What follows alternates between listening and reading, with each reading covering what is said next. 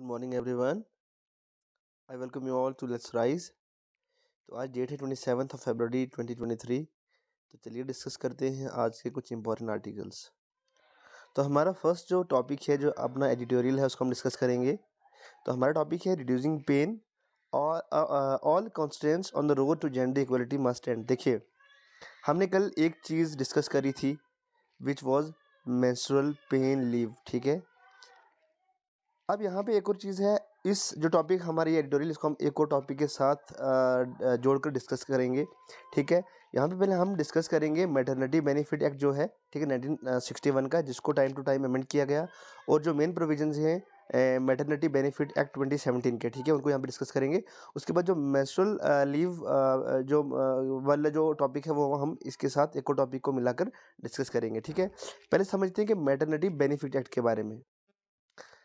तो अगर बात की जाए मैटरनिटी बेनिफिट अमेंडमेंट एक्ट 2017 की, इसको अमेंड किया गया था। ठीक है, जो ओरिजिनल मैटरनिटी बेनिफिट एक्ट 1961 है, ठीक है, उसके लिए मतलब उसको अमेंड करके ये एक्ट लाया गया था 2017 वाला। ठीक है, अब इसके प्रोविजंस क्या क्या थे कि 26 वीक मैटरनिटी लीव दी जाएगी जब एक वीमेन एम्प्लॉय है, जब उनको फर्स्ट टू चिल्ड्रन के टाइम पे, ठीक है, जब उनका एक बच्चा पैदा होगा उसके लिए भी, और फिर जब उनका सेकंड चाइल्ड पैदा होगा उसके लिए भी उनको 26 वीक्स की लीव दी जाएगी, मतलब कि मोर देन 6 मंथ्स। ठीक है, फर्स्ट टू चाइल्ड के लिए। देन फिर है एक कि 12 weeks maternity leave for children beyond the first two. अब जब उनको थर्ड चाइल्ड होगा, मतलब इन दो चाइल्ड के बाद, तब उनको जो लीव प्रोवाइड की जाएगी वो सिर्फ कितनी होगी, वो होगी 12 वीक्स मैटरनिटी लीव, जो कि कितनी बनती है, 3 महीने की लीव। ठीक है, फिर 12 महीने, जो 12 वीक, 12 वीक की मतलब विच इज 3 मंथ्स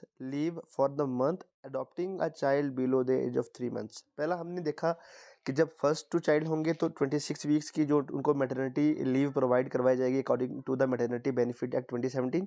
ठीक है, दूसरा हमने डिस्कस किया कि 12 वीक की मैटरनिटी लीव उनको प्रोवाइड की जाएगी जब वो जो नंबर जो टू चाइल्ड का वो एक्सीड हो जाएगा, मतलब जब उनको थर्ड चाइल्ड का टाइम होगा, तब उनको 12 वीक्स की विच इज़ 3 मंथ्स उनको जो लीव है वो प्रोवाइड करवाई जाएगी। एक और प्रोविजन है जो है 12 वीक्स का, वो है कि उन मदर के लिए जो एक चाइल्ड अडॉप्ट करती है, वो उनका अपना चाइल्ड नहीं है, मतलब वो अपने लिए एक चाइल्ड अडॉप्ट कर रही है, मगर उस चाइल्ड की जो एज है वो है बिलो 3 मंथ्स। अगर 3 महीने से कम का जो बच्चा है उनको अडॉप्ट करती है एक मदर, तो उनको भी 12 वीक्स की मैटरनिटी लीव प्रोवाइड की जाएगी। ठीक है, अब दूसरी चीज़ क्या है, तो हाँ, नेक्स्ट प्रोविजन है कि the act makes it mandatory for employers in establishment with 30 women और 50 एम्प्लॉयज़। देखिए कि अगर किसी कंपनी या किसी सेक्टर में, क्या किसी जगह पर क्या है, किसी फैक्ट्री में, किसी इंडस्ट्री में 30 से 50 वीमेन एम्प्लॉयज़ हैं, ठीक है, तो उनको जो ऑफिस प्लेस है उसके विद इन 500 मीटर्स के एरिया में क्या करना है, वहाँ पे प्रोवाइड करवाने हैं क्रैश। अब ये CRECH क्रैश क्या होते हैं, क्रैशेस होते हैं कि नर्सरीज बनाई जाती हैं जहाँ पे बेबीज़ की केयर की जाती है, जो छोटे बच्चे होते हैं वहाँ पे रखा जाता है, ताकि जो औरतें जो हैं वो जाके अपने वर्किंग आवर्स में काम कर सके और उन बच्चों का ख्याल रखा जा सके। ठीक है, तो वो क्रैश जो है वहाँ पे प्रोवाइड करवाए जाएँ। ठीक है, उसके बाद जो वर्किंग मदर्स हैं उनके लिए 4 विजिट्स जो हैं उन क्रैशेज़ में, ताकि जो वो क्रैश बनाए गए हैं तो विद इन अगर 500 मीटर्स हैं, तो ताकि उन बच्चों की माएँ हैं जो वहाँ पे काम करती हैं, उनको मतलब जो वर्किंग आवर्स हैं उनमें 4 टाइम्स उनको विज़िट करने दिया जाए अपने बच्चों के पास। ठीक है, फिर उसके बाद अगर पॉसिबल हो तो वर्क फ्रॉम होम जो है अपने उनको प्रोवाइड करवाना, मतलब अगर ऐसा काम है, ठीक है, कि ये बेसिकली आईटी सेक्टर्स में ज़्यादा होता है कि अगर आप घर से काम कर सकते हैं तो वर्क फ्रॉम होम अगर पॉसिबल है तो प्रोवाइड करवाया जाए। उसके बाद last is every establishment will have to make these benefits available from the time of appointment. हर, ठीक है, अगर एक वीमेन है उनके अपॉइंटमेंट से ही अगर ये सारी कंडीशंस अप्लाई उन पे लागू होती हैं, तो उनके लिए ये हर जो सुविधा है वो अप्लाई करवाई वो उनके लिए प्रोवाइड करवाई जाएगी। तो this is all about the maternity benefit amendment act 2017। अब यहाँ पे एक और चीज़ का जिक्र किया गया है, विच चीज़ कि मेंस्ट्रुअल लीव जो है, मेंस्ट्रुअल पेन लीव जो है वो प्रोवाइड करवाई जाए कि नहीं। कई कई लोग इसको क्या करते हैं कि लेते हैं क्या ये डिस्क्रिमिनेशन है, ठीक है, इसको भी डिस्क्रिमिनेशन पे लेते हैं कि अगर वीमेन को जो मेंस्ट्रुअल लीव है वो प्रोवाइड की जाए तो it is kind of discrimination. अगर केरला और बिहार जैसे स्टेट्स में देखा जाए तो मेंस्ट्रुअल पेन लीव जो है वो प्रोवाइड करवाई जाती हैं, और जो जोमेटो ऐप डिलीवरी, ये जो कंपनी है जोमेटो, ये भी अपनी वीमेन एम्प्लॉयज़ को क्या करते हैं, मेंस्ट्रुअल लीव प्रोवाइड करते हैं। तो चलिए एक और जो टॉपिक है वहाँ पे अच्छे से दिया हुआ है, यहाँ पे उसको अच्छे से एक्सप्लेन करा हुआ है कि मेंस्ट्रुअल लीव के बारे में। तो चलिए वहाँ पे डिस्कस कर। तो देखिए ये टॉपिक है कि are menstrual leave policies implemented globally. अब यहाँ पे हम डिस्कस करेंगे कि ग्लोबली ये जो मेंस्ट्रुअल लीव पॉलिसीज ये अप्लाई ये वहाँ पे मतलब हैं कि नहीं है, वहाँ पे इम्प्लीमेंट की गई हैं यहाँ पे नहीं, या फिर नहीं, उसको इंडिया के रेफरेंस में यहाँ पे समझेंगे। देखिए बेसिकली मेंस्ट्रुअल लीव होती है कि किसी भी सेक्टर में विमेन को, या फिर एजुकेशन जो एजुकेशन से जो स्कूल्स की बात की जाए, कॉलेज की बात की जाए, वहाँ पर भी गर्ल्स को और विमेन को मेंस्ट्रुअल लीव जो है वो प्रोवाइड की जा सके। वो कुछ दिन की भी हो सकती है, तो बहुत अगर सीवियर केसेस ऐसी कोई प्रॉब्लम है तो उसको 3 दिन से 5 दिन वो बढ़ाया भी जा सकता है, ठीक है। एक 2017 का सर्वे कहता है कि out of 2748 women in the Netherlands, ठीक है, जो पब्लिश हुई थी किसमें, जो वो रिपोर्ट पब्लिश हुई थी ब्रिटिश मेडिकल जर्नल में, ठीक है। उसमें आउट ऑफ दीज वीमेन 14% जो वीमेन थी वो टाइम ऑफ लेती थी, वो लीव लेती थी for this purpose, for menstrual leave, ठीक है।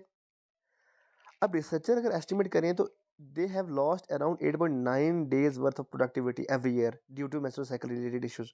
अब ये एक और आप कह सकते हैं एक डिफरेंट काइंड ऑफ आर्ग्यूमेंट है कि अगर आप विमेन को किसी भी सेक्टर में प्रोवाइड करा रहे हैं क्या चीज़ कि दिस मेंस्ट्रुअल लीव, ठीक है, उससे क्या होगा कि उनकी प्रोडक्टिविटी कम हो जाएगी, ठीक है। कैसे कम होगी कि देखो आपको कम से कम हर मंथ अगर आपके पास 30 से 50 औरतें काम कर रही हैं, विमेन काम करती हैं एक सेक्टर में, तो आपको हर महीने उनमें से बहुत सारी जो वीमेन है उनको लीव प्रोवाइड करनी होगी। उससे क्या होगा कि काम पे काफ़ी ज़्यादा असर पड़ेगा, आपकी जो उनकी जो प्रोडक्टिविटी है वो कम हो जाएगी। उसके बाद कुछ औरतों का ये मानना है कि वो इनके इस फेवर में नहीं है, वो कह रही हैं कि ये डिस्क्रिमिनेशन है अगेंस्ट वीमेन। अगर हम क्या करेंगे कि औरतों को जो वीमेन है उनको प्रोवाइड कराएंगे कौन सी कि अपनी मेंस्ट्रुअल लीव, ठीक है। उसके बाद अगर हम बात करें